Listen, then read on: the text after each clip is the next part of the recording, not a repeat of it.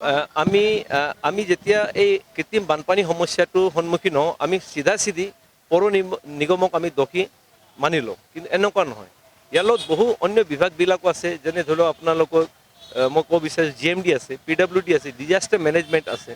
এনেকুৱা বহু বিভাগ আছে যিকেইটা বিভাগৰ সকলোৰে সহযোগত মই ভাবোঁ এইটো এটা সমস্যাৰ সমাধান হ'ব পাৰে। কিন্তু আমি দেখিবলৈ পাইছোঁ আজিলৈকে গোটেইকেইটা বিভাগে একলগ হৈ পেলাই এটা তেওঁলোকৰ এক উমৈহতীয়া এটা আঁচনি মই দেখিবলৈ পোৱা নাই, য'ত তেখেতসকলে কাম কৰিছে। এতিয়া ধৰি লওক যেতিয়া বানপানী সমস্যাই GMDয়ে দৌৰাদৌৰি লগায় বা GMCয়ে দৌৰাদৌৰিখিনি লগায়, কিন্তু তেওঁলোক স্থায়ী সমাধানৰ বাবে কিখিনি কাম কৰিছে আজিলৈকে মই ভাবোঁ গুৱাহাটীবাসীয়ে দেখিবলৈ পোৱা নাই।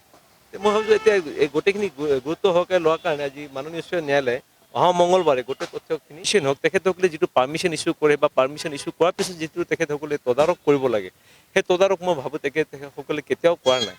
তাৰ পৰিণতি স্বৰূপে কি হয়, যি আপুনি দেখিব যিটো ঘৰৰ যিটো পানী যিটো ওলাব লাগে, যি পদ্ধতিৰে ওলাব লাগে, সেই পদ্ধতিৰে পানীখিনি নোলায়। নোলোৱাৰ পিছত সেই গোটেইখিনি পানীটো এটা স্থানত জমা হৈ থাকে।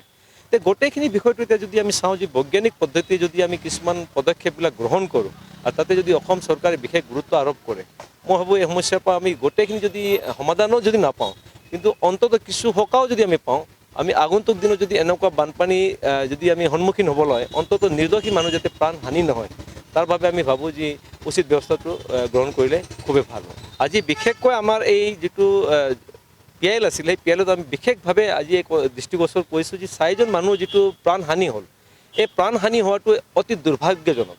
কাৰণ তেখেতসকলক কোনো ইয়াতে ধৰি লওক দোষ নাছিলে। এতিয়া ধৰি লওক যিটো সময়ত সেই বানপানীৰ সৃষ্টি হৈছিলে, এজন মানুহে সাধাৰণ মানুহে কেনেকৈ গম পাব যে তলত যিটো আছে তাৰ অংশটো ধৰি লওক খোলা পৰি আছে, আৰু সেই খোলা পৰাৰ পিছত তেখেতসকলে অন্ততঃ তাৰ আগত কিছুমান ধৰি লওক নিৰ্দেশনা তেখেতে জাৰি কৰিব পাৰিলেহেঁতেন বা তাক বাউণ্ডেৰী এটা দি দিব পাৰিলে। একো এনেকুৱা ব্যৱস্থা নোহোৱাৰ কাৰণে মই ভাবোঁ এনেকুৱা সমস্যাৰ সৃষ্টি হৈছে। আজি মাননীয় আদালতে গোটেইখিনি বিষয়টোৰ লগত এটা অন্য বিষয় তাতে সংযোগ কৰিলে, যি ইতিমধ্যে গুৱাহাটী উচ্চ ন্যায়ালয়ত যিটো কৃত্ৰিম বানপানী সমস্যা লৈ এটা PIL চলি আছে, আৰু সেই PILটো অহা মঙলবাৰে সেই তাৰিখটো ধাৰ্য কৰিছে। আৰু তাৰ লগতে মোৰ যিটো আজি PIL নম্বৰ 36/2026 মই ফাইল কৰিছোঁ।